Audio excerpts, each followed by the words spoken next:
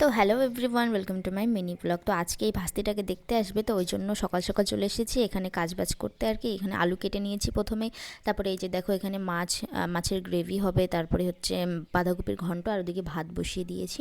আর এখানে সব মশলা টশলা আর কি রেডি করা হচ্ছে, আর এদিকে মাছ ভাজা বসিয়ে দিয়েছি। আর আমার মেয়ে এদিকে খেলা করছে বসে বসে ওর দিদির সাথে।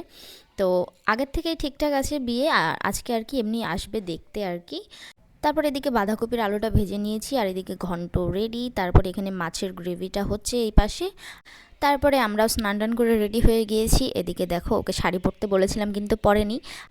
আর সত্যি বলতে আমার এই ভাস্তিটার শাশুড়ি অনেক ভালো ব্যবহার। তো চলো একটু ওদিক থেকে ঘুরে আসি, ভিতরে তো যাওয়া যাবে না, বাইরে থেকে একটু ভিডিও করে নিয়েছিলাম। আর এখানে সবাই বসে আলোচনা করছে বিয়ের তারিখ, আশীর্বাদের তারিখ নিয়ে। তারপরে এই যে এখানে ওকে শাড়ি পরিয়ে দিয়েছি লাস্টে, কারণ আমরা শাড়ি পরে আছি আর ও কুর্তি পরে আছে, কেমন দেখা যায় এটা।